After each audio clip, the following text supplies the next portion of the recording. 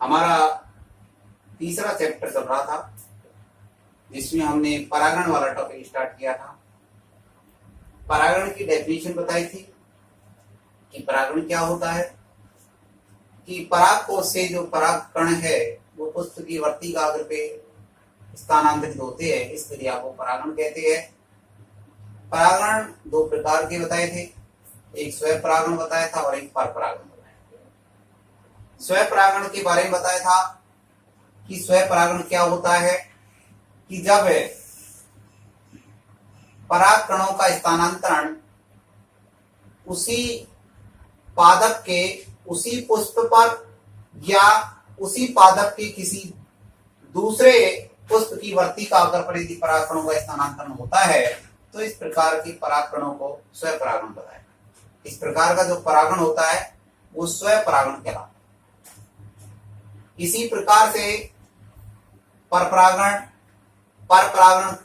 की डेफिनेशन बताई थी कि पराग कोश जो होते हैं उससे जो पराग कण निकले वो पराग कण उसी जाति के किसी दूसरे पुष्प की वर्तिकाग्र पर यदि स्थानांतरित हो जाते हैं तो इसे हम क्या कहते हैं, इसे कहते हैं पर परागण। इसे पर परागण कहते हैं। तो पर परागण में यानी कि कौन कौन सी पर परागण की विधियां हैं, पर परागण किस किस साधनों के द्वारा होता है। तो पर परागण में पराग कणों का स्थानांतरण मुख्य रूप से 5 साधनों के द्वारा होता है, 5 माध्यमों के द्वारा होता है। और वो 5 माध्यम कौन कौन से होते हैं? एक होता है वायु द्वारा परागण, दूसरा होता है जल द्वारा परागण, तीसरा होता है कीटों के द्वारा परागण, चौथा होता है पक्षियों के द्वारा परागण और पांचवा होता है चमगादड़ के द्वारा परागण। ये मुख्य रूप से 5 साधनों के द्वारा परागण का कार्य होता है। वैसे तो परागण के अंदर हम जानते हैं कि सर्प और सफुग जो होता है वो भी परागण में सहायता प्रदान करता है। लेकिन आप मुख्य रूप से ये 5 जो टाइप है जो परागण करते हैं उनको हम देखते हैं। सबसे पहला है वायु के द्वारा, दूसरा है जल के द्वारा, तीसरा है कीटों के द्वारा और चौथा है पक्षियों के द्वारा और पांचवा है चमगादड़ के द्वारा। इन 5 साधनों के द्वारा पर परागण का कार्य होता है। सबसे पहला है वायु के द्वारा। वायु के द्वारा परागण, कि जब पराग कणों का स्थानांतरण वायु के द्वारा होता है, हवा के द्वारा होता है, तो इस प्रकार के परागण को हम क्या कहते हैं? वायु परागण कहते हैं। यानी किसके द्वारा हुआ? वायु के द्वारा हुआ, हवा के द्वारा पराग कणों का स्थानांतरण हुआ, तो ऐसे परागण का नाम ही वायु परागण है।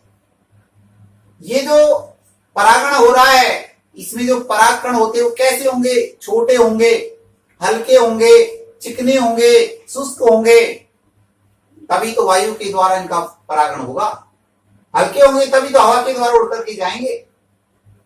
और ये जो पराग कण है इनकी संख्या भी अधिक होती है, क्योंकि इतने सारे पराग कण उड़ करके जाएंगे। ये तो है नहीं कि 100% वो हमारे पराग कण वर्तिकाग्र में स्थानांतरित हो जाए। जब पूरे पराग कण जा रहे हैं तो उनमें से कुछ पराग कण तो इधर उधर भी बिखर जाएंगे, कुछ पराग कण ही वर्तिकाग्र में पहुंच पाएंगे। इसलिए वायु के द्वारा जो पराग कण होते हैं इन पराग कणों का उत्पादन अधिक संख्या में होता है। वायु परागित जो पुष्पों में जो वर्तिकाग्र जो होती है उसमें विशेष प्रकार का अनुकूलन पाया जाता है। जैसे घास कुल के अंदर पक्षमाभी प्रकार की होती है, टाइपा के अंदर ब्रुश के समान होते हैं। तो वायु परागित पुष्पों में वर्तिकाग्र में अनुकूलन पाए जाते हैं। तो हमने ये देखा कि जब पराग कणों का स्थानांतरण वायु के द्वारा होता है तो इसे वायु परागण कहते हैं। और वायु के द्वारा जो पराग कण होते हैं उन पराग कणों की क्या विशेषता होती है? उन पराग कणों की विशेषता होती है कि पराग कण कैसे होते हैं? छोटे होते हैं, पराग कण हल्के भी होते हैं, पराग कण चिकने भी होते हैं और परागकण शुष्क भी होते हैं। ये प्रश्न है हमारा कि वायु के द्वारा जो परागण होता है ऐसे परागकणों की क्या विशेषता होती है। तो हम बता देंगे कि वायु के द्वारा जो परागण हो रहा है उसमें परागकण छोटे, हल्के, चिकने और शुष्क होते हैं।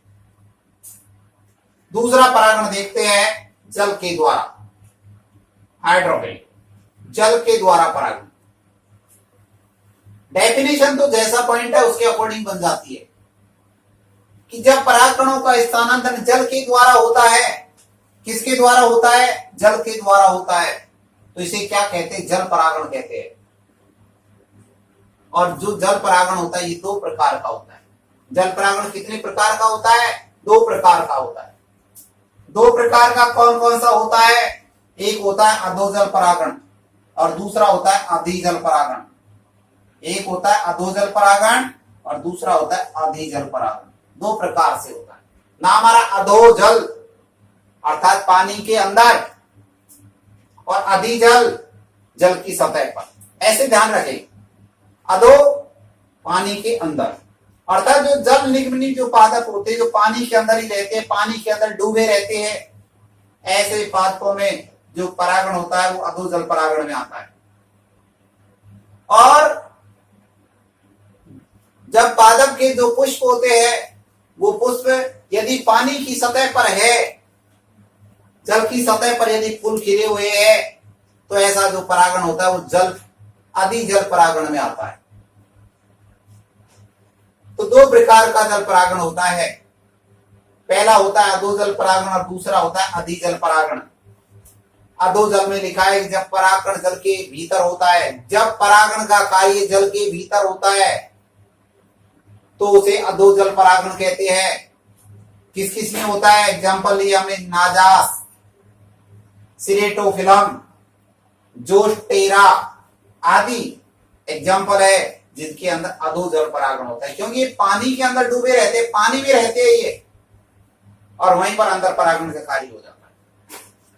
अर्थात वहीं से जो परागकण निकला और वो वर्तिकाग्र पे पहुंच जाएगा। दूसरा होता है अधिजल परागण।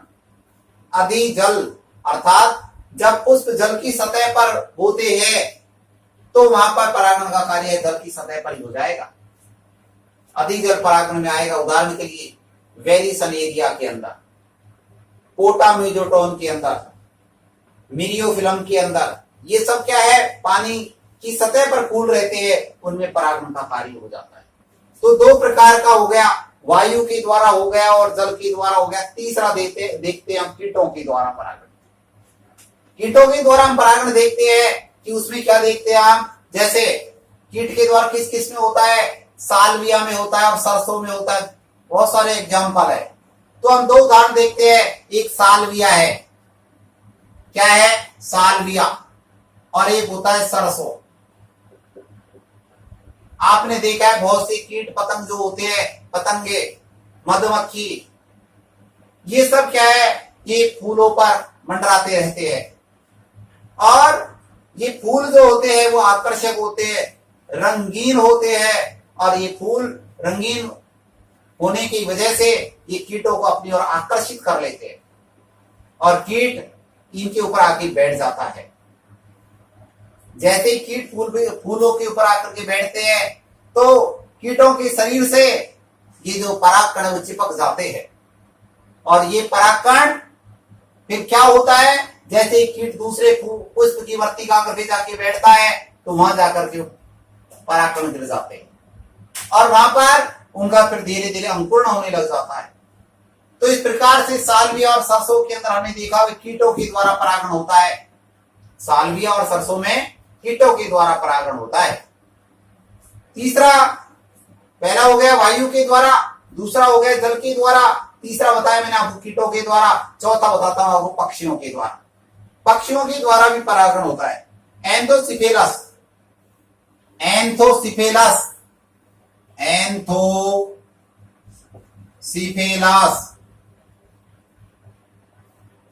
सिफेलस, एंथोसिफेलस। जो एंथोसिफेलस है इसमें पक्षियों के द्वारा परागण होता है। पक्षी भी के द्वारा भी ये उनसे चिपक करके और वो पहुंच जाते हैं। इस प्रकार से पक्षियों के द्वारा भी परागण होता है। और लास्ट है चमगादड़ के द्वारा, कि चमगादड़ के द्वारा भी परागण का कार्य होता है। अपन जानते हैं कि चमगादड़ दिन में तो नहीं उड़ता है, रात्रिचर प्राणी है, रात्रि के अंदर परागण का कार्य होता है।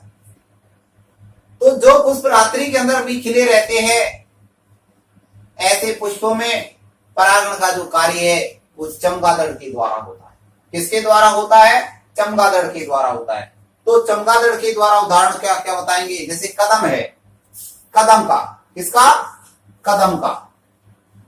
कदम, कदम में किसके द्वारा होता है? चमगादड़ के द्वारा होता है। और बालम खीरा, बालम खीरा, इसमें भी चमगादड़ के द्वारा परागण होता है। किसके द्वारा? चमगादड़ के द्वारा परागण होता है। तो इस प्रकार से हमने ये देखा कि भाई ये 5 जो साधन है, 5 जो विधियां है, इनके द्वारा परागण होता है। किस किस के द्वारा?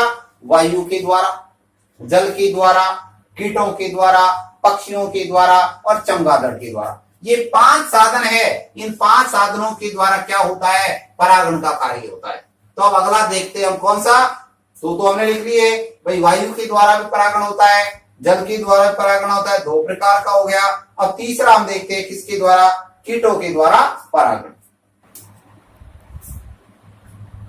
और परागण की तीसरी विधि है कीट परागण, यानी कीटों के द्वारा भी परागण होता है। और ये ध्यान रखना है कीट कौन कौन से कीटों के द्वारा परागण होता है? तो कीटों के द्वारा होता है मधुमक्खी के द्वारा, मक्खियों के द्वारा, तितलियों के द्वारा, पतंगा के द्वारा, बीटल के द्वारा आदि कीट ऐसे हैं जो परागण में सहायता करते हैं। अब प्रश्न यदि पूछ ले कि भाई ऐसे 2 कीटों के नाम बताओ जो परागण में सहायक होते हैं, तो कोई से भी 2 के नाम बता दो। ये ध्यान रखना है लेकिन कि सबसे अधिक जो परागण होता है मधुमक्खी के द्वारा होता है। इस बात को जरूर ध्यान रख लेना कि सबसे अधिक जो परागण होता है किसके द्वारा होता है? वो मधुमक्खी के द्वारा होता है। यूं मानो कि कम से कम 80% जो परागण का कार्य होता है कीटों के द्वारा जो परागण हो रहा है उसमें सबसे अधिक 80% मधुमक्खियों के द्वारा परागण होता है। उसके बाद में तितली का नंबर आता है। सबसे अधिक परागण में सहायता करती है तो कौन करती है? मधुमक्खी करती है। तो कीटों के द्वारा जो परागण होते हैं, ऐसे जो पुष्प होते हैं, उन पुष्पों की क्या विशेषता होती है? तो हम बताएंगे पुष्प कैसे होते हैं। रंगीन होते हैं, कलर्ड है, चमकदार है, मकरंद युक्त है, गंध युक्त है, ऐसे पुष्प पाए जाते हैं। तभी तो पुष्प जाकर के बैठेंगे। भाई रंगीन है तभी तो कीड़ा आकर्षित होगा, चमकदार है तभी तो जा रहा है, और वो अपना मकरंद चूस करके अपना भोजन भी तो ले रहा है, वो जिससे शहद बना रहा है। बहुत से मधुमक्खी शहद बनाने का काम करती है, तो मकरंद को चूस करके ले जाती है। तो किस किस में होता है? सालविया में, सरसों में, आंख में आदि। तो इनमें क्या होता है? कीटों के द्वारा परागण होता है। तो कीट परागण पढ़ा। चौथा होता है पक्षी परागण। अनेक उष्ण कटिबंधीय जो पौधे होते हैं उनके अंदर पक्षियों के द्वारा परागण होता है। उष्ण कटिबंधीय पौधों में मुख्य रूप से परागण किसके द्वारा होता है? पक्षियों के द्वारा होता है। और इनके अंदर जो पुष्प होते हैं उनकी कुछ विशेषता होती है। कैसे होते हैं? पुष्प नलिकाकार होते हैं, पुष्प प्याले नुमा होते हैं, पुष्प कुंभाकार होते हैं। ये पुष्पों की विशेषता है। उष्ण कटिबंधीय जो पौधे हैं उनके पुष्पों की विशेषता है। कैसे कैसे होते हैं? नलिकाकार भी होते हैं, प्याले नुमा भी होते हैं, कुंभाकार, कुंभ का मतलब घड़ा के आकार के होते हैं। पक्षियों के द्वारा जो परागण होता है ऐसे पुष्पों की क्या विशेषता है? क्योंकि छोटे छोटे प्रश्न बहुत बनते हैं, उनको एक एक प्रश्न को बारीकी से ध्यान से देखे कि पक्षियों के जो परागण होता है उनमें पुष्प कैसे होंगे? चमकदार होंगे, आकर्षक होंगे, मकरंद युक्त होंगे, तभी तो पक्षी जाकर आकर्षित होंगे उनसे। तो जैसे ही पक्षी बैठेगा पुष्प पे तो उनकी चोंच से, क्योंकि वो फूल के अंदर जो पुष्प है उसमें कुछ न कुछ उसको खाने के लिए भी मिलेगा, तो उसकी चोंच से परागण चिपक जाएंगे, या बैठेगा तो उसके शरीर से चिपक जाएंगे। और सभी पक्षी किसी दूसरे फ्लावर पे जाके बैठेगा तो वहां पर भी वो अपने जैसे भोजन के लिए कुछ जौं से उसमें से खाएगा तो परागकण उसकी वर्तिका पर भी गिर जाएंगे और अंकुरण हो जाएगा। तो नलिकाकार पुष्प किसके होते हैं? निकोटियाना के होते हैं। ध्यान में रखना कि नलिकाकार किसके होते हैं? तो नलिकाकार होता है निकोटियाना का। किसका होता है? निकोटियाना। निकोटियाना।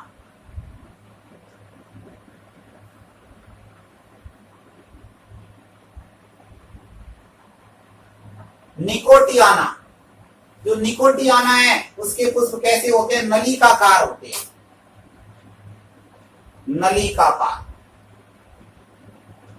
निकोटियाना के कैसे होते हैं? नलिकाकार होते हैं। और प्यालेनुमा कैलिस्टेमोना, कैलिस्टेमोना,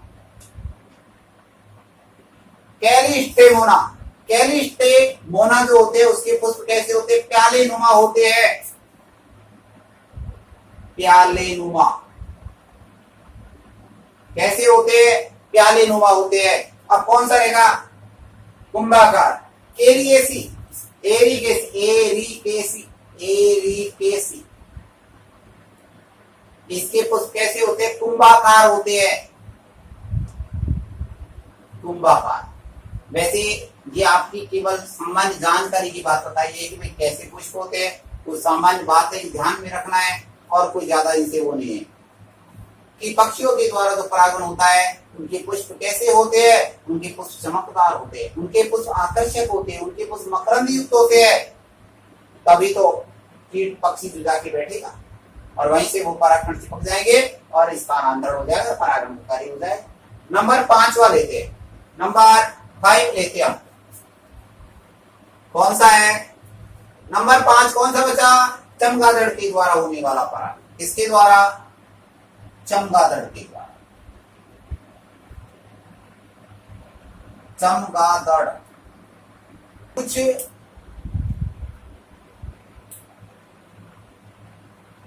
पौधों के पुष्प रात्रि में भी खिले रहते हैं, खिले रहते हैं। कुछ पौधों के पुष्प ऐसे होते हैं कि वो रात्रि के अंदर भी क्या रहते हैं? खिले रहते हैं तथा अधिक मात्रा में मकरंद स्रावित करते हैं तथा अधिक मात्रा में मकरंद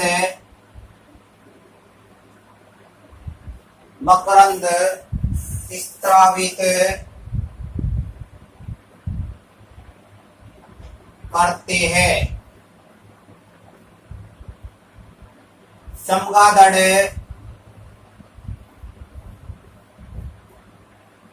रात्रिचर प्राणी है।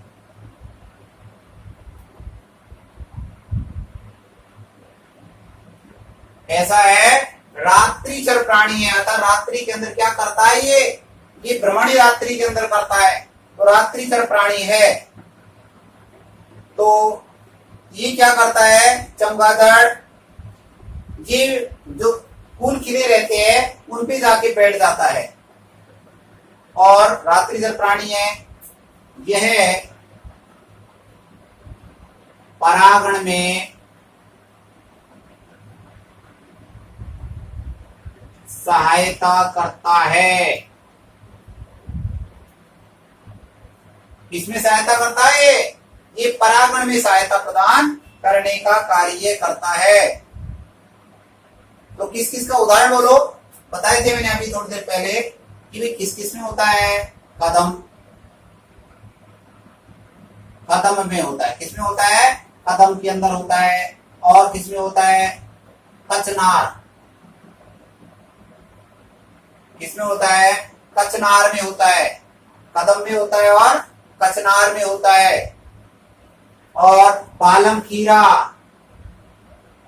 बालम खीरा आदि आदि, कदम, कचनार और बालम खीरा आदि इनमें किसके द्वारा होता है? चमगादड़ के द्वारा होता है। इसके अलावा भी कुछ आपको मैंने नाम बताए थे वे किसके द्वारा होता है। इसके अलावा जैसे